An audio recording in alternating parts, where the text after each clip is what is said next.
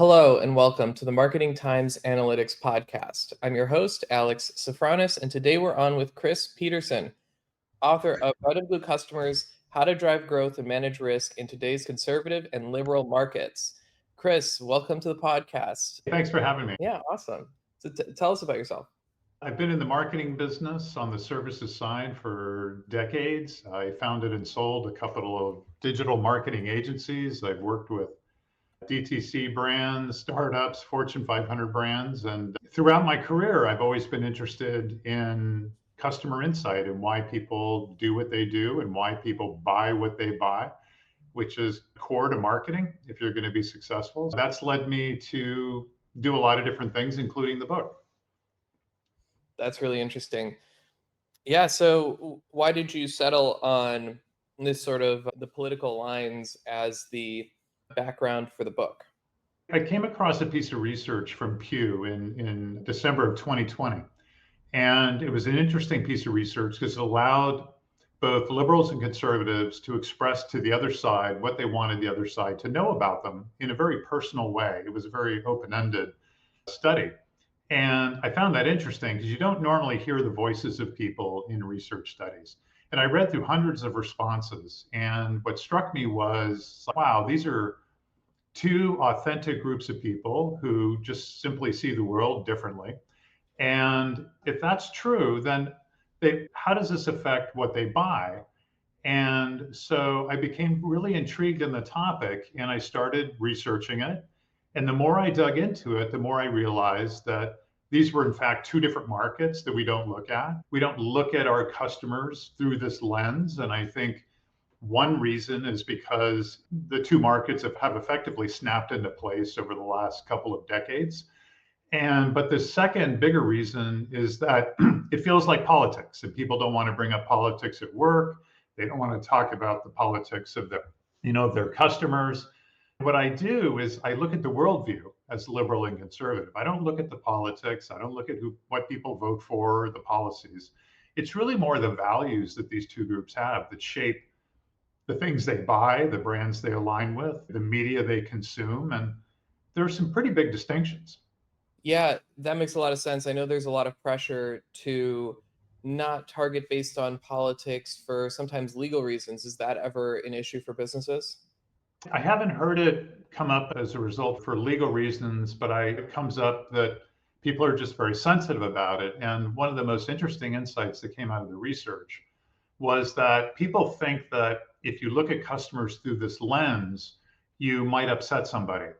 The fact is, there's no such thing as a business that doesn't lean a bit liberal or a bit conservative, some more than others. There's no such thing, after having looked at this, of neutrality. No one is actually perfectly neutral. And if businesses simply ask the question, whether they're small or big, are my customers more liberal or conservative, they will find a skew and it might surprise them. And then the questions all start to come up. Why are they that way? And how do we reinforce that without getting into politics? Or is that what the market reflects? And is this really how we can grow in the most effective way? It's basically revealing a new insight about customers it's like looking at customers as male or female or high income or lower income or in different parts of the country. It's really become a fundamental attribute of customers that we can now look at. And because it's new, it's a new source of growth. Yeah. So is the theory that aligning with some of the values of your customers and better understanding those values going to lead to increased sales and increased customer retention? Absolutely. And basically, it's fundamentally about aligning your marketing to your market. This is just a different dimension. And what's interesting is the broader business press will come out with pretty big articles about this, like The Economist just published a pretty big article on exactly this topic, pointing out how the two groups are two different markets. And the Wall Street Journal will run articles about, here are all the different brands that align with one side or the other. But what they don't do is they don't get into why they align with those two different sides. What are the values that the two groups hold? And then what can businesses do to understand that in order to drive growth? So if your customers skew liberal, there is opportunity to strengthen the fit with that group without upsetting any conservative portion of your customer group, and vice versa if your customers skew conservative. And we're working with two brands right now at our business that brings this to life called LifeMind. And one has overwhelmingly liberal customers, one has overwhelmingly conservative customers. One is an extremely well known global mobile app, the other is a fitness product.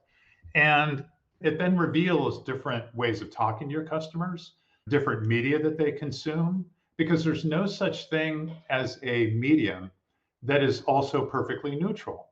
And it doesn't matter like whether it's TV shows or digital consumption or audio, there's always a skew. And it's all about aligning with the group that makes the most sense for the business and then doing it in a non-judgmental and a non-judgmental way that taps into values versus politics. Yeah, that makes a lot of sense.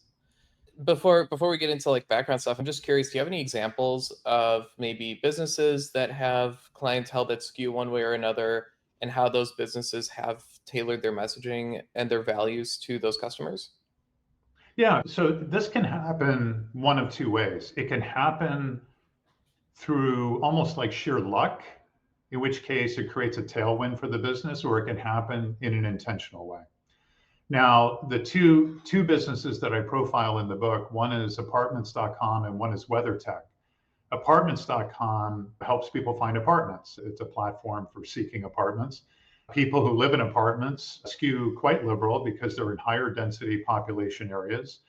And you've got a relatively liberal founder of the business, and then you have advertising that taps into values that tend to be more liberal. It's all about the future with Jeff Goldblum and inventing the apartment internet. And it's a really fun concept, but woven into that concept are all kinds of attributes that would appeal to a more liberal audience. And they're a very successful company.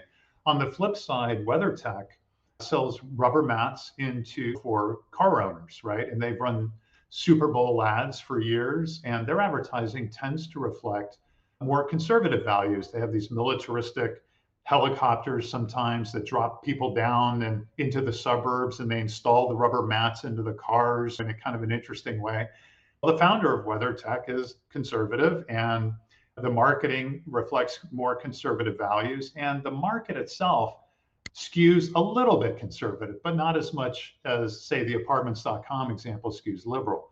But in both cases, you have very successful companies that have fairly significant skews toward one market or the other. So it's not a question of, oh, I need to appeal to both equally so I don't get into trouble, because actually that's extremely hard to do. And it may not be the right answer for the business. That makes a lot of sense. Cool. Well, I'm sure we'll revisit that, but I want to take a step back and learn a little bit more about your background because you mentioned founding multiple digital marketing agencies. I'm curious, what was that journey like? Where did you start and what was that? Tell us the story of that. Yeah, sure. So when I came out of school, I got into marketing and I started on the creative side as a copywriter. And I quickly found that business was more creative to me than actual creative work in advertising. And I also realized that other people were much better copywriters than myself. So I became more of a business person and I started one of the first digital direct marketing agencies. It was in the early to mid 90s. We had Netscape as a client. I don't know if you remember that name, it's one of the first big internet companies. And we worked with global brands because it was very hot at the time. It was a wonderful time. Similar to today with AI, it was just an incredible time to be involved with direct marketing and the internet. So we grew and we were acquired by Publicis Group, one of the global ad networks where I was CEO of Publicis Dialogue in San Francisco. But once my contract was up there, I was itching to go start another firm. So I founded another digital agency that was focused on content marketing. And it was before content marketing was even called content marketing. I was just more into using longer form and content as a way to go to market.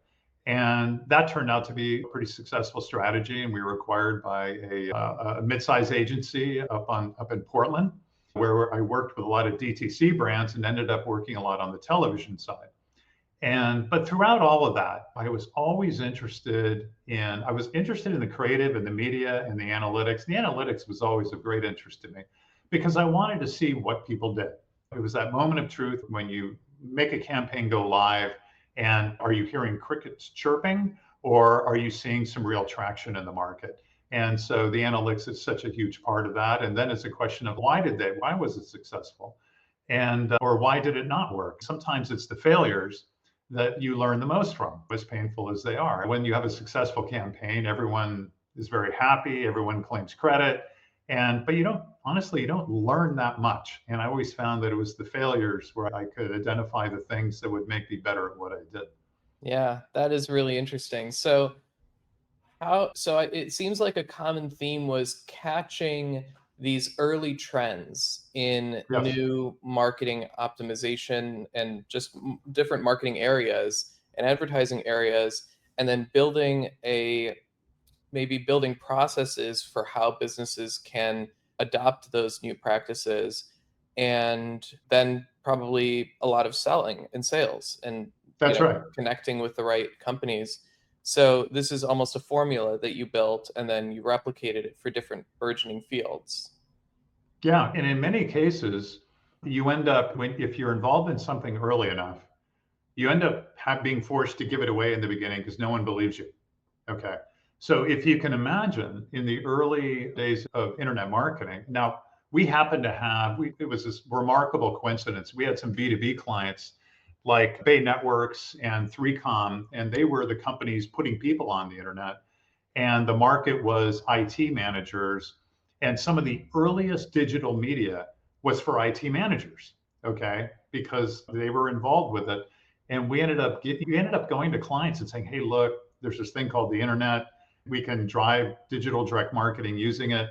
And there was a lot of suspicion. If today, of course, it's laughable, but we gave away a couple campaigns. We paid for the media, the creative, everything. And as soon as we did that, the numbers just took care of themselves. There was zero competition in the marketplace at the time. And so the results were just crazy strong. And then all the clients were like, okay, we want more of that. Same thing with content marketing. It was a different idea at the time. Had to give some of it away, and then it gets traction. And my latest venture, which folds in ideas from the book, lifemind.ai. AI is this next step, and I think it's a lot easier for people to get to grasp what the value of AI versus maybe the early days of the internet. But it feels like very similar time where if someone calls themselves an expert, then you can be suspicious because it's just so new and everyone's trying to figure it out. And when I meet other people who are starting businesses in AI, it's the same thing. Everyone's trying to figure it out. Everyone's trying to come up with the best practices, like you said, and you have to. And that's what I enjoy the most, I think, is like that sense that you're creating something new and you're helping build something that other people have not built before. Yeah, so tell us about lifemind.ai, your latest venture. Yeah. So once I got deep into the book and thinking about the values that those two groups have, the liberals and conservatives, I started thinking more broadly about how marketing should do a kind of a pivot in terms of how you think about customers. And that pivot involves, instead of looking at customers under a microscope, is to actually look through the customer's eyes at your business. Okay. And that to me was a bit of a revelation. I wish I had thought that way decades before, but it's almost like stepping outside of yourself, putting your values aside, your judgments, and saying, what does my market see and what do they think about when they look at my business, my products, my brand? And it's fundamentally a different stance. And as I was working on that, I reconnected with my first business partner. And we decided that the best way to bring all this to life was actually through AI. And we realized that this dimension of liberal and conservative was very strong, but we wanted to combine it with generational values and also regional values. So we developed a proprietary map of the United States. We encoded 41,000 zip codes with distinct sets of values. And so we've got 16 distinct value regions, 4 different generations, and 2 different worldviews as liberal and conservative. And we combine all of that into a form of geo-targeting and a way that AI can take it and then express the values in creative. Because one of the most fascinating parts of this has been allowing AI to take input using values, like the values of a local customer, and then expressing a product back at you, a brand back at you, in a manner that you couldn't have imagined because they're not your values. So the first few times we saw creative develop this way, my immediate reaction was, I would never write that. But I knew why. I knew that my values were different from the markets. And this was an interesting way to think about AI as kind of a disinterested third party that could almost adopt the stance of the customer and tell you what they want to hear from you in terms of marketing the product. So we're basically launching in about a month a self-service platform where people can upload some customer data, not PII, and immediately access the distinct value sets of their customers, liberal, conservative, generation, and regional, and then bring all that to life in content and targeting. So it's very exciting. No one else is doing it. There's certainly a lot of AI platforms in the marketing space that tend to be focused on creative content and productivity and getting things done quicker. This is more focused on starting with who your customers are and knowing them first, and then expressing the marketing in an interesting way that aligns with how they want to see a product or brand. That is so cool. I remember chatting about it, and we'll have a link to that tool in the description of this podcast. The viewers can check it out. That is such an interesting application of AI, and I think a really useful one that, like you said, is really not, it's not a common application, which is good. This seems to be a common theme of yours, that you're scoping out these greenfield opportunities where there are fewer competitors. Along those lines, before I get into that, has that been a focus for you in all of these business ventures, is ensuring that you're not entering into a super competitive space and just at the ground level making the whole process easier because you're not competing with a lot of people? Yeah, I think you nailed it. It's in the way I've told some people about it's funny, which is I'm so competitive, I don't want to compete. It's like the idea of competing gets me so fired up that I don't want any competition. And now that can take you down some paths of, it's risky, right? Because you can end up going down a path where you create something that simply no one cares about, right? So the trick is really identifying like a rising tide, whether it was the internet, content marketing, or AI, becoming part of that and doing something interesting within an existing rising tide, and not trying to focus on something that is falls out of the sky and you're not really sure if it's going to be worth anything. But yeah, I think that has been a theme. I really don't want to see a single competitor for anything I do, which is really hard. But if you move quick enough, you can make it happen. That is super interesting. I have been, this idea has been bouncing around in my head that a lot of businesses are now thinking about how to optimize towards large language models and making sure that their business shows up in the top ranks. It's like an SEO area, but different than SEO because the LLMs scan websites and just determine who to recommend differently than traditional search engines. That's right. So that feels like a green space area right now that everybody's just still trying to figure out what the best practices are. And then I think that will tie into another green space area that will come up in the next few months, which is paid placement in the LLM search results. So it's a rumor that OpenAI is going to start offering paid advertising in the results. And I think it just is a logical next step when you have a tool that has a free tier, that there's some level of monetization that will be applied to that. Is Right. is that the sort of thing that you would see as a green space area with fewer competitors? I think I think the search space really does get blown up with AI, and I think they're clearly trying to figure it out. I've noticed that Google has already started moving down their AI results below some advertising, whereas before it was always above the advertising. Clearly, they were cannibalizing revenue from their search advertising. So someone made a decision, hey, wait a minute. But yeah, I mean, it really, and I love that. It's just to see an industry like that turned upside down, I think it's about time, right?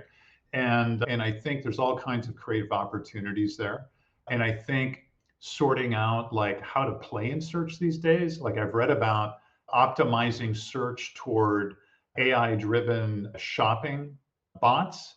So bots that help people find the types of products that they like. So then how do you optimize search against those? That's small organizations, entrepreneurs, small businesses can move quickly in that space. And that's what makes it fun and exciting. But yeah, I think there's all kinds of interesting areas in marketing. I think the whole, oh, we develop creative content, that's all we do is, I don't know. I think there's about 100 companies that do that. And I don't know how many are going to survive. There has to be something unique and differentiating. And in our case, we rely on a lot of data that is proprietary to us. So we feel pretty safe with that. But yeah, I mean, it's such a great time to play in this and experiment. And I think individual people can do it. That's what's also so great about it, because it's just inherent to AI versus say when we were getting started with the internet in the early to mid 90s. It wasn't easy at all. You were buying these workstations that cost $30,000 that today would be worthless just to get yourself on the web and just to host a simple all gray website, because most people probably don't remember that all websites used to be gray in the background. And then all of a sudden they flipped a switch and said, no, you can do color now. But I think the opportunities today are fantastic. Yeah, that is super interesting. I'm curious about going back to lifemind.ai. Let's say that a business has different customers with different worldviews, and let's say it's split down the middle. Would you recommend that the business speaks to the different cohorts in different ways? And is there any risk to that, to having totally different positioning for different types of customers? It depends on the type of business, right? If you're, first of all, I've yet to see a brand split down the middle. I've never seen it. And I've looked at a lot of these now. And I've seen one that was, I think it was about 55-45. That was the closest I got. And that's pretty close to 50-50, but I can tell you, most of them are not. But let's say that it is 50-50, right? You've got two choices. You can try to appeal to both. And in the book, I outlined the set of values that are actually more American values. They're more related to American dream. And they're values that I can read off some examples like independence and self-determination, competition, productivity, ingenuity, directness, underdog, friendliness, and informality. These are all common American values, okay? Whereas other values like how the two groups think about the future, how they think about change, how they think about self-image, winning, success, they all have distinct visions for that. But to your question, a business can try to appeal to both, but I think it's richer territory to go a little deeper into both. And if you're using digital media, then you can do this quite easily. You can even do it with television if you want to, because honestly, every television show skews one way or the other. People don't realize it. For example, How to Get Away with Murder in Modern Family skew almost overwhelmingly liberal. SEAL Team and Last Man Standing skew almost overwhelmingly conservative, but no one looks at that, right? So you can actually run parallel campaigns pretty easily and just to do some testing. And you probably start with digital media, honestly, on that front. But I think if you stick to the values and the worldview, there really isn't risk, because it's not that somebody's going to get mad at your advertising if you're not reflecting their values. It's more that it fades into the background. And that's the bigger risk. When you project a set of values that's for the wrong group, it just disappears. It just fades away, and it becomes wasted investment. Yeah. So would you say that the future of this sort of personalized value-based marketing could extend to even the individual level? Could there be a future where instead of looking at political differences as a proxy for individual values, or political values as a proxy for individual values, could we eventually at a certain point reach a point where we know the individual values and just speak to every customer or prospect individually? Yeah, so I think the possibility is there, but I think in practical terms, it's going to be very difficult. At LifeMind, we've identified worldview as liberal and conservative values, generational values, and 16 regions in the US and those distinct values. You combine all those, it comes out to be something like 160 or 170 potential segments. And the reason we don't pursue doing this at the individual level is because we're looking to describe groups of people, and we find that at the individual level, this kind of stuff can break down. If someone tries to relate themselves personally to this kind of stuff, you can find exceptions pretty easily. But also the targeting, like if you get down to the individual level, you then have to ask, how am I going to target these people individually? And if you stick to generation, worldview, and region, these are all highly targetable using simple geography, quite honestly. Liberals tend to be more urban, conservatives tend to be a little bit more ex-urban rural. Of course, there are exceptions, it's not absolute. 16 regions is geographic, and the 4 generations, that's the hardest thing to do geographically, but it is possible. There are areas that skew younger and older. So we look at pairs of generations in that on that front. But I think in terms of where the world is going, in terms of privacy and security, staying at a kind of a cohort group level feels pretty good to us right now. Yeah, that makes a lot of sense. It's definitely in the current environment, that is the most practical way to go about it. Yeah, I'm very curious how personalized marketing will evolve in the future. I have a feeling that the markets will figure out a solution because I feel like there's a lot of money to be made in these hyper personalized advertising market. And I think that there are barriers right now with maintaining PII security. But I'm curious what you think. Do you think that the private markets will eventually come up with some kind of a greater standard for making sure that people's identities are protected while still allowing for pretty personalized targeting? Or do you think that the general market is shifting away from that and we probably won't return to super personalized targeting?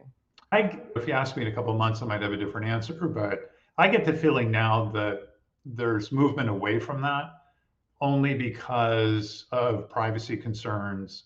And if you even look at like programmatic advertising, it's really not at the individual level. You're still looking at just very discrete targeting data sets.